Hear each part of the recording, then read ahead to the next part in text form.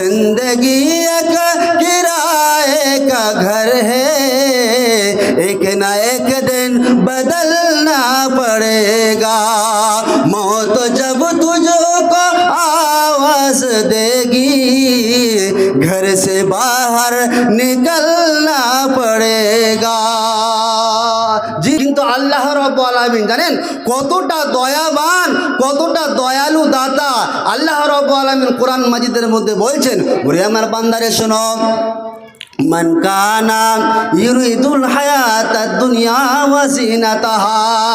ওরে আমার বান্দারা শোনো, তোমাদের মধ্যে যে ব্যক্তি এ দুনিয়াকে চায়, এ দুনিয়ার সৌন্দর্যকে চায় এবং এ দুনিয়ার ধন সম্পদকে পাওয়ার জন্য পরিশ্রম করে, এতটাই পরিশ্রম করে নবীজি আমার বলছেন এ দুনিয়ার ধন সম্পদকে কামানোর জন্য আখিরাতকে ভুলে যায়। আল্লাহ রাব্বুল আলামিন বলছে, বান্দারে শোন, নুআফি ইলাইহিম আমালাহুম, আমি আল্লাহ তাদের কর্মের পরিমিত ফল আমি আল্লাহ দান করে থাকে। কিন্তু বান্দারে শোনো, আমি আল্লাহ এমন একজন স্রষ্টা, তুমি দুনিয়াকে পাওয়ার জন্য চেষ্টা করছো, নিজেকে চেষ্টা লাগিয়ে দিয়েছো, এমন চেষ্টা করেছো যে তুমি আমাকে ভুলে গিয়েছো। রে বান্দা শোনো, আমি আল্লাহ তোমাদের কর্মের পরিমিত ফল দান করব, কিন্তু জেনে রেখো উলাইকাল্লাযীনা লাইসা লাহুম ফিল আখিরাতি ইল্লান নার, কিন্তু আখিরাতে ওই সমস্ত মানুষদের জন্য জাহান্নামের আগুন ছাড়া আর কিছু হবে না। জি, তাহলে এ দুনিয়াকে পাওয়ার জন্য যেই মানুষই হোক না কেন যদি চেষ্টা চালায় এবং আখিরাতকে যদি ভুলে যায়, ওই সমস্ত মানুষদের কথা আল্লাহ রাব্বুল আলামিন তুলে ধরছে, বান্দা আমি দয়াবান, আমি দয়ালু দাতা স্রষ্টা, তোমরা যতটা পরিশ্রম করবে আমি আল্লাহ তোমার পরিশ্রম অনুযায়ী বান্দা আমি তোমাকে দেব, কিন্তু জেনে রেখো তোমার জন্য আখিরাতে জাহান্নামের আগুন হবে, তাছাড়া আর কিছু নয়। কিন্তু আপনারা বললেন মাওলানা সাহেব, যদি আমরা আখিরাতকে চাই, আখিরাতকে পাওয়ার জন্য যদি আমরা চেষ্টা চালাই, তাহলে আমাদের কি হবে? আল্লাহ রাব্বুল আলামিন সে কথাটাও কোরআন মাজিদের মধ্যে তুলে ধরছেন। কিভাবে?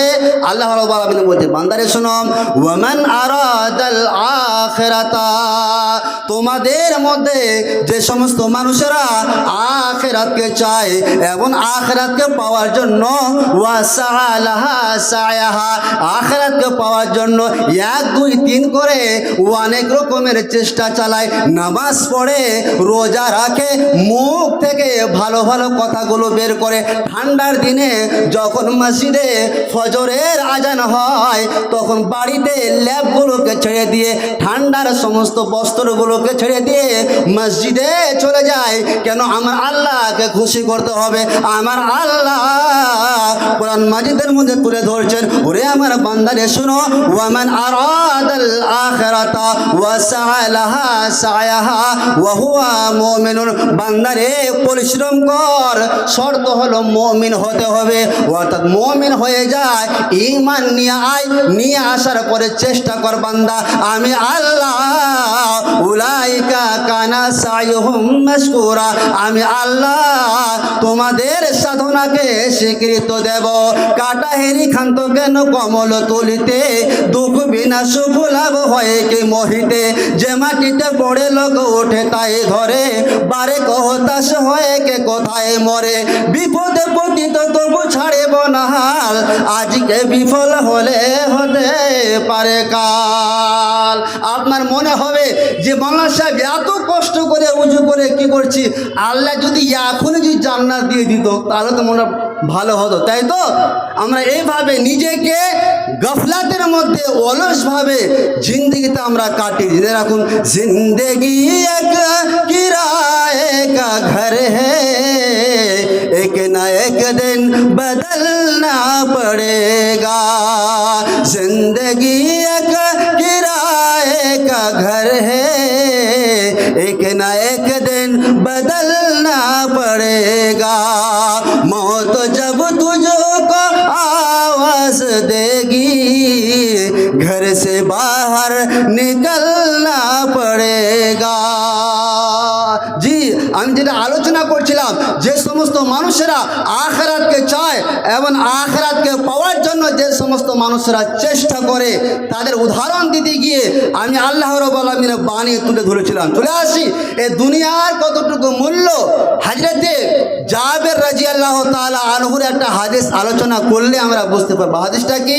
হযরত জাবের রাদিয়াল্লাহু তাআলা আনহু তিনি বলছেন, একদা এক সময় মাররা বিজাদিন আসাক্কা মাইয়াতিন, একদা এক সময় নবী করিম সাল্লাল্লাহু আলাইহি ওয়াসাল্লাম একটি কান কাটা মৃত ছাগলের পাশ দিয়ে নবীজি আমার অতিক্রম করছেন। কোন ছাগল? কান কাটা মৃত ছাগলের পাশ দিয়ে নবীজি আমার অতিক্রম করছেন। ওহরে নবী করিম সাল্লাল্লাহু আলাইহি ওয়াসাল্লাম সাহাবীদের উদ্দেশ্যে বলছেন, ওরে আমার সাহাবীরা শোনো, আইয়ুকুম ইউহিব্বু আন্না হাযা লাহু বিদিরহামিন, ওরে আমার সাহাবীরা শোনো, তোমাদের মধ্যে কে এমন আছো এই কান কাটা মৃত ছাগলটাকে এক দিরহামে কিনে নিতে পছন্দ করবে? সাহাবীরা উত্তর দিলেন, ইয়া রাসূলুল্লাহ সাল্লাল্লাহু আলাইহি ওয়াসাল্লাম, মা নুহিব্বু আন্নাহু লানা বিশাইইন, এক দিরহামে তো দূরের কথা, এই কান কাটা মৃত ছাগলটাকে ফ্রিতে পেলেও আমরা নিতে পছন্দ করব না। জি নবীজি বললেন, কে আজ তোমাদের মধ্যে এক দিরহামে কিনে নিতে পছন্দ করবে? আচ্ছা, এখন যদি একটা মরা ছাগল এখানে স্টেজে নিয়ে এসে যদি আপনাদের বলা হয় যে 1 টাকাতে কে নেবেন, আপনারা কি নেবেন? আমি নেব। কেন নেব না? যেহেতু ছাগলটা মারা গিয়েছে। তখন নবী করিম সাল্লাল্লাহু আলাইহি ওয়াসাল্লাম বললেন, ওরে আমার সাহাবীরা শোনো, ফাওয়াল্লাহি লাদুনিয়া আহওয়ানু আলাল্লাহি মিন হাযা আলাইকুম, ওরে আমার সাহাবীরা শোনো, তোমাদের কাছে এই ছাগলটা এত ঘৃণিত হয়েছে, মারা গিয়েছে বলে তোমরা এই ছাগলটাকে এক দিরহামে তো দূরের কথা, তোমরা এই ছাগলটাকে কোনো কিছুতে নিতে পছন্দ করো না। ওরে আমার সাহাবীরা শোনো, তবে আল্লাহর কাছে এ দুনিয়ার যে ধন সম্পদ রয়েছে, টাকা পয়সা গাড়ি বাড়ি রয়েছে, এই মৃত ছাগলটার চাইতো আল্লাহর নিকটে বেশি ঘৃণিত। জি, তাহলে আমরা এই মরা ছাগলটাকে যতটা ঘৃণার দৃষ্টিতে আমরা দেখি, তার চাইতে এ দুনিয়ার ধন সম্পদকে আমাদের ঘৃণা করা উচিত। তবে আমি আপনাকে এটা বলছি না যে আপনি আল্লাহর ইবাদত করে যে আপনাকে ধন সম্পদ অর্জন করতে হবে, তা কিন্তু না। আপনাকে ধন সম্পদ অর্জন করতে হবে বরং আল্লাহকে খুশি রেখে। জি, আপনি আল্লাহকে খুশি না রেখে এক ওয়াক্ত আপনি মসজিদে যান না, শুধুমাত্র ধন সম্পদ অর্জন করছেন, তা কিন্তু ঠিক নয়। জি, দুনিয়ার দৃষ্টান্ত গিয়ে আখিরাতের কতটা মূল্য, দুনিয়ার কতটা মূল্য সে সম্পর্কে বলতে গিয়ে নবী করিম সাল্লাল্লাহু আলাইহি ওয়াসাল্লাম বলছেন, ওয়াল্লাহি মাদ-দুনিয়া ফিল আখিরাহ, ওরে আমার সাহাবীরা, ওরে আমার উম্মতিরা শোনো, আখিরাতের তুলনায় দুনিয়ার উদাহরণ হলো, দুনিয়ার দৃষ্টান্ত হলো তোমাদের মধ্যে ইল্লা মিসলা মা ইয়াজালু আহাদুকুম, তোমাদের মধ্যে কোনো এক ব্যক্তি তার একটা হাতের আঙ্গুলকে নেওয়ার পরে ফিলিয়ামে সমুদ্রে ডুবাক, আর সমুদ্রে ডুবানোর পরে আঙ্গুলটাকে ওঠাক। নবীজি আমার বললেন, ফালিয়ানজুর বিমা ইয়ারজিউ, তারপরে ওই ব্যক্তি লক্ষ্য করুক কতটুকু জল সমুদ্রে ফেলে এসেছে এবং কতটুকু জল আঙ্গুলে নিয়ে আসতে পেরেছে। নবীজি আমার বললেন, যতটুকু জল সমুদ্রে ফেলে এসেছে সেটাই হচ্ছে আখিরাত, আর যতটুকু জল আঙ্গুলে নিয়ে এসেছে সেটাই হলো দুনিয়া। আপনাদের কাছে একটা প্রশ্ন করি, আচ্ছা বলেন দেখি, আপনি যদি একটা আঙ্গুল যদি সমুদ্রে যদি ডুবান আর ডুবানোর পর যদি সেটাকে উঠান, কতটুকু জল সমুদ্রে থাকবে? পুরোটাই। কতটুকু জল আপনি নিয়ে আসতে পারবেন? কতটুকু আসবে? হালকা। তো যতটুকু আপনি জল নিয়ে আসতে পারলেন আঙ্গুলে, সেটা হলো কি? কথা বলেন, দুনিয়া। আর যতটুকু জল আপনি সমুদ্রে ফেলে এসেছেন সেটাই হলো কি? আখিরাত। তাই তো নবী করিম সাল্লাল্লাহু আলাইহি ওয়াসাল্লাম দুনিয়ার সাথে কি রূপ সম্পর্ক রাখতেন, হযরত আব্দুল্লাহ ইবনে মাসউদ রাদিয়াল্লাহু তাআলা আনহু হাদিসটি আলোচনা করছেন। কি হাদিস? উনি বলছেন, একদা এক সময় নবী করিম সাল্লাল্লাহু আলাইহি ওয়াসাল্লাম নামা আলা হাসিরিন। নবী করিম সাল্লাল্লাহু আলাইহি ওয়াসাল্লাম খালি চাটাইয়ের উপরে ঘুমিয়েছেন। ফাকামা মিন নাওমিহি, নবী করিম সাল্লাল্লাহু আলাইহি ওয়াসাল্লাম যখন ঘুম থেকে উঠলেন, ঘুম থেকে ওঠার পরে নবীজির শরীরে চাটাইয়ের দাগ লেগে গিয়েছিল। কেন?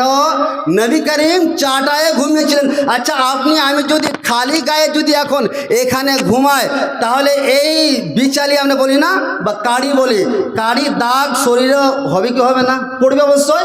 তো নবীজি আমার খালি চাটাইয়ের উপরে ঘুমিয়ে আছেন, যখন ঘুম থেকে উঠলেন তো শরীরে চাটাইয়ের দাগ। আহা, হযরত আব্দুল্লাহ ইবনে মাসউদ তিনি নবী করিম সাল্লাল্লাহু আলাইহি ওয়াসাল্লামকে বলছেন, ইয়া রাসূলুল্লাহ সাল্লাল্লাহু আলাইহি ওয়াসাল্লাম, সামান্য কিসরা ও কায়সারের একটা বাদশা হয়ে, একটা দেশের বাদশা হয়ে তিনারা আজকে গদিতে ঘুমাচ্ছেন, আপনি তো হচ্ছেন সারা বিশ্বের নবী মুহাম্মদ সাল্লাল্লাহু আলাইহি ওয়াসাল্লাম, আপনি কেন খালি চাটাইয়ের উপরে ঘুমিয়েছেন?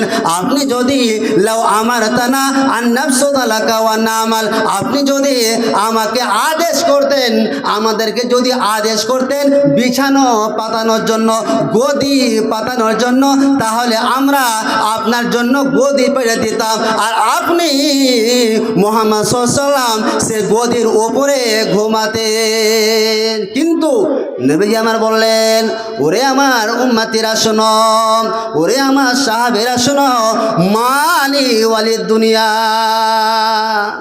দুনিয়ার সাথে আমার কি সম্পর্ক? ইল্লা কারাকেবে ইস্তাজাল্লা তাহতা শাজারাতিন সুম্মা রাহা আও তারাকাহা।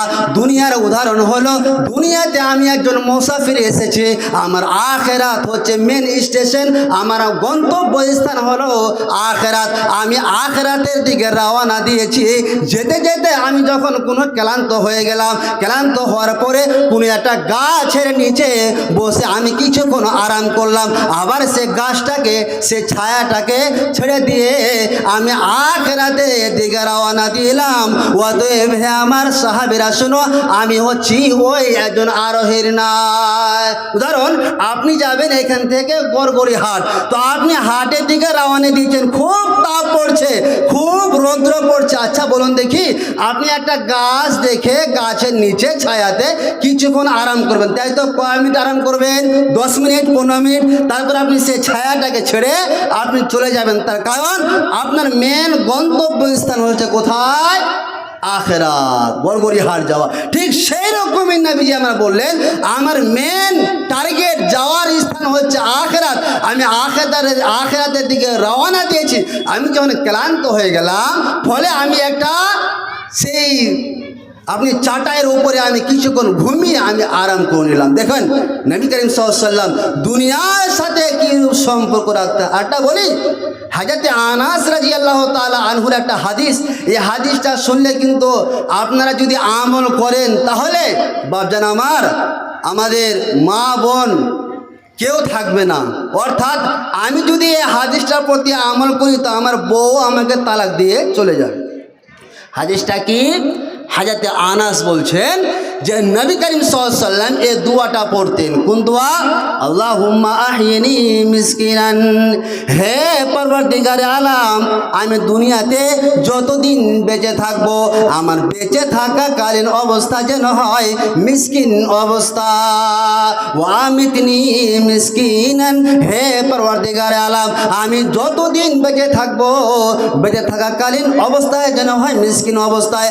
আমি যখন মারা যাব, আমার মারা যাওয়ার সময়টা যেন হয় মিসকিন অবস্থায়। হে পরওয়ারদিগারে আলাম, ওয়াহশুরনি ফি জুমরাতিল মাসাকিন, কিয়ামতের যে মাঠটা হবে, সে মাঠটাতেও যেন আমার অবস্থা হয় মিসকিন অবস্থা।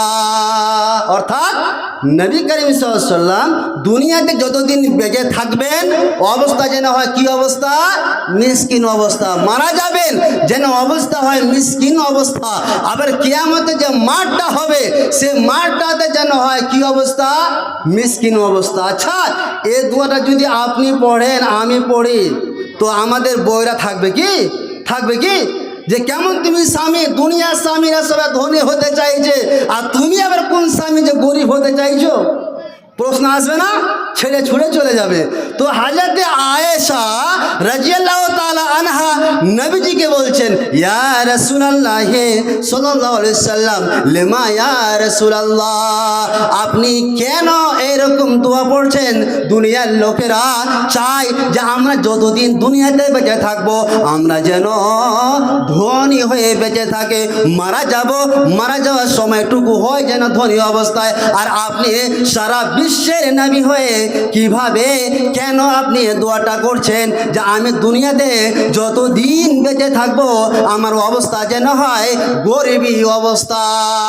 নবী আমার বললেন, ওরে আমার প্রিয়তমা স্ত্রী আয়েশা শোনো, ইন্নাহুম ইয়াদখুলুনাল জান্নাতা ক্বাবলা আগনিয়াইহিম বিআরবাঈনা খারিফান। ওরে আমার প্রিয়তমা স্ত্রী আয়েশা শোনো, আমি এই জন্য এই দোয়াটা পড়ছি, একজন ধনী মানুষের চাইতে একজন গরিব মানুষ দুনিয়া আখিরাতে 40 বছর পূর্বে জান্নাতে প্রবেশ করবে। বলুন সুবহানাল্লাহ।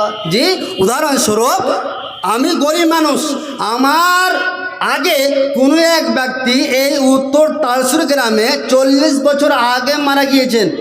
40 বছর আগে উনি হচ্ছেন ধনী মানুষ, হজ করেছেন, অনেক নেকির কাজ করেছেন। আমি আজকে মারা গেলাম, আমার আজকেই আমি জান্নাতে চলে গেছি। ওর হিসাব দিতে দিতে দিতে দিতে দিতে দিতে 40 বছর খালি সময়ই লাগলো। অন্য হাদিসে রয়েছে বেখামসিনা আমান, 50 বছর আগে একজন গরিব মানুষ জান্নাত চলে যাবে। বলুন সুবহানাল্লাহ। এই জন্য আয়েশা প্রিয়তমা স্ত্রী, আমি আল্লাহর কাছে দোয়া করছি, আল্লাহ দুনিয়াতে আমি যতদিন বেঁচে থাকবো আমার অবস্থা যেন হয় মিসকিন অবস্থা। আচ্ছা, এই দুনিয়ার কতটুকু মূল্য আপনার জানা আছে? আর একটা হাদিস আমি শোনাই, নবীজি আমার বলছেন,